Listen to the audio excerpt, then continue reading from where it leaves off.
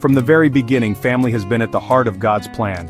He created us to live in loving community, to multiply and fill the earth, and to steward His creation together.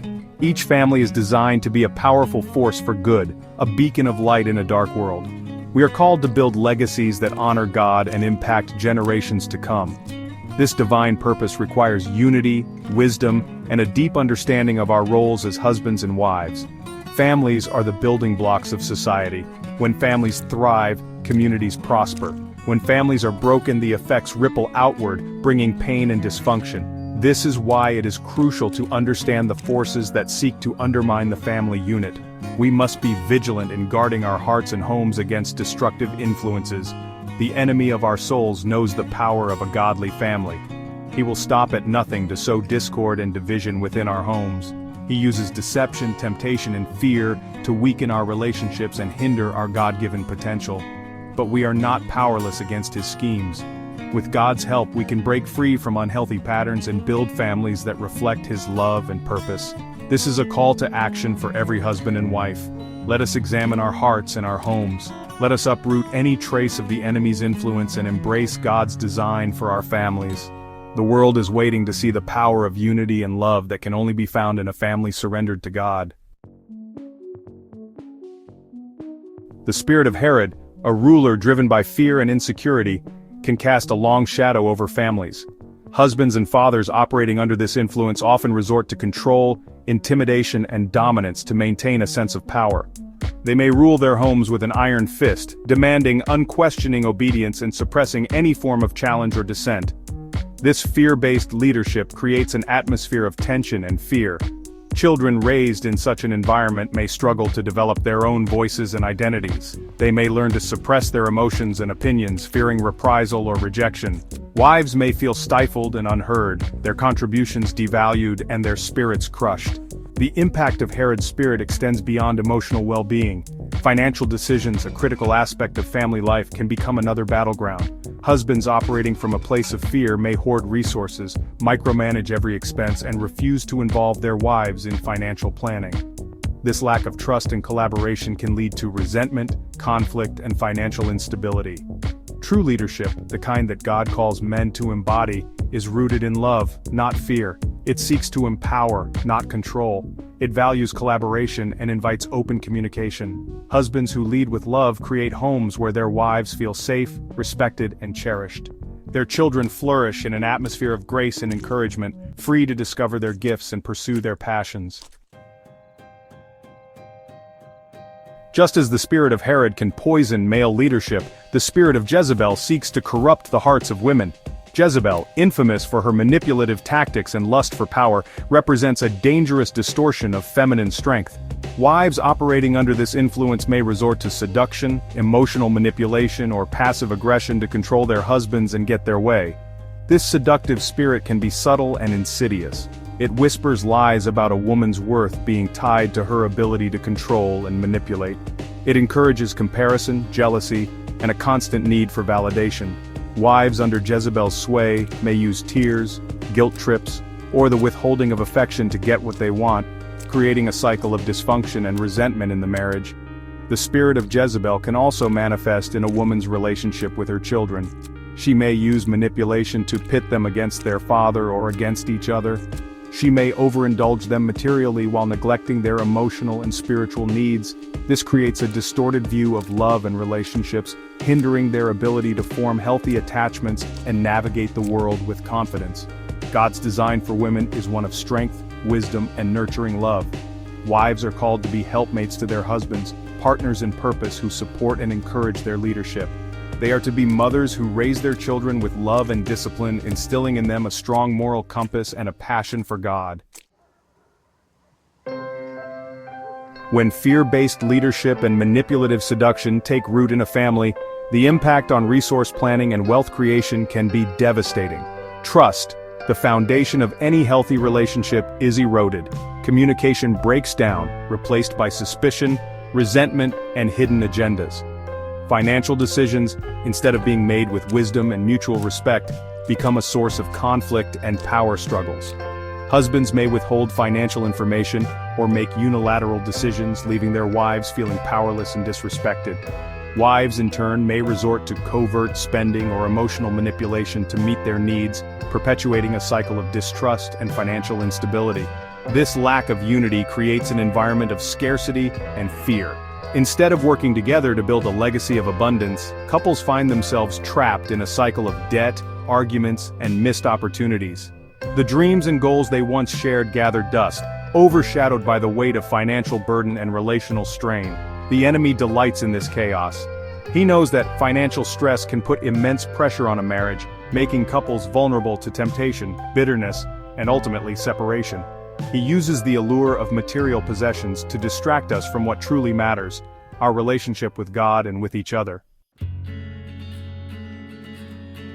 Section 5. God's Design, a tapestry of love, respect, and shared vision.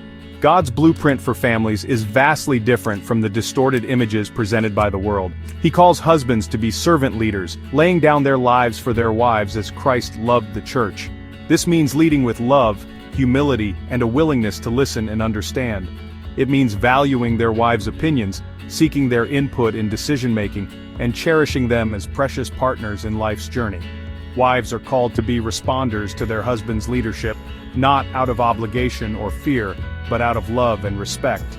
This doesn't mean being subservient or silent, rather it means using their God-given strengths and insights to support their husband's vision, offer wise counsel and help them lead with integrity and compassion.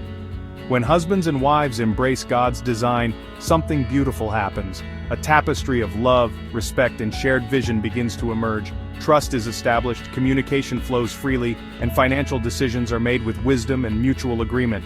The home becomes a haven of peace, a place where everyone feels safe, valued, and empowered to reach their full potential.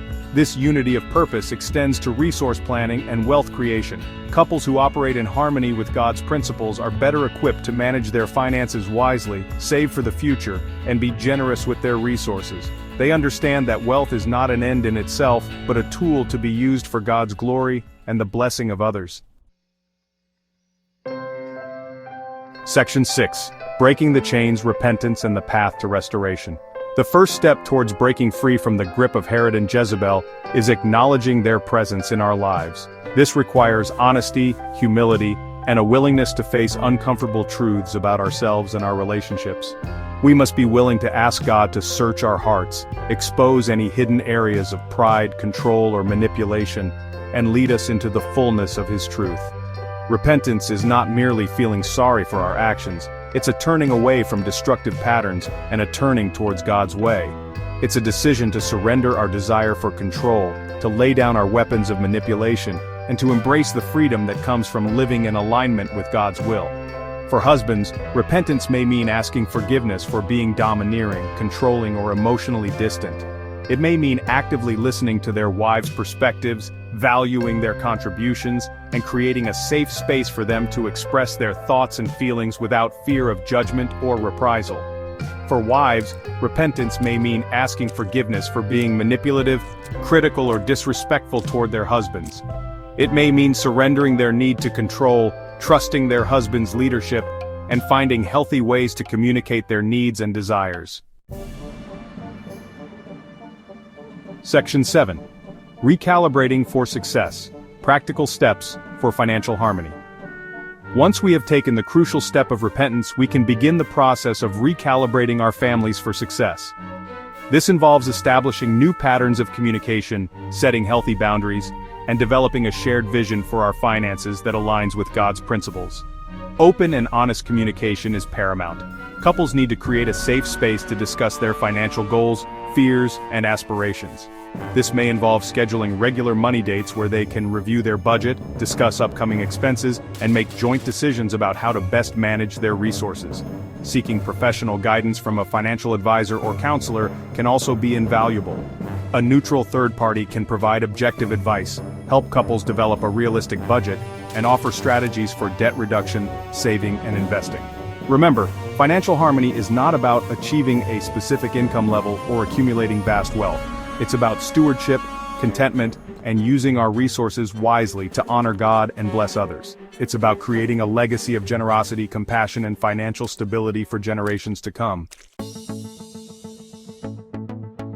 Section 8. A legacy of blessing. stepping into God's abundant provision. When families align themselves with God's principles, they open the door to His abundant provision. This doesn't mean that financial challenges will magically disappear, but it does mean that they will face those challenges with a different perspective, one of faith, unity, and a deep trust in God's faithfulness.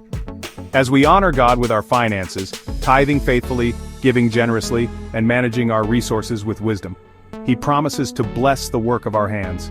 He opens doors of opportunity, provides for our needs, and multiplies our efforts beyond what we could ever ask or imagine. More importantly, He pours out His blessings on our relationships.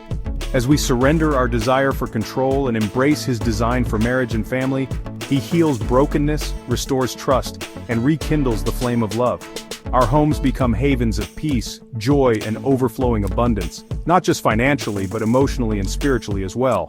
This is the legacy we are called to build, a legacy rooted in God's love, characterized by unity and purpose, and overflowing with His abundant provision. It's a legacy that will impact generations to come, leaving an indelible mark on the world for His glory. Section 9. Answer the call. Building a family united in purpose and faith. The enemy would love nothing more than to see our families divided, our finances in disarray, and our dreams lying dormant. But we have a choice. We can choose to remain trapped in the cycles of dysfunction and strife, or we can choose to rise up and answer the call to build families that reflect God's heart. This is a call to action for every husband and wife. Let us examine our hearts, confess any areas where we have fallen short, and commit to walking in the fullness of God's design for our marriages and families. Let us be men and women of integrity, leading with love, wisdom, and humility. Let us create homes where communication flows freely, respect is paramount, and financial decisions are made with unity and purpose. Let us teach our children the importance of faith, hard work, and generosity, empowering them to become responsible stewards of the resources God has entrusted to them. The world is waiting to see the power of a family united in purpose and faith. Let us be living proof that God's way is best, that His grace is sufficient, and that His love has the power to transform even the most broken of situations into a testament to His goodness and faithfulness.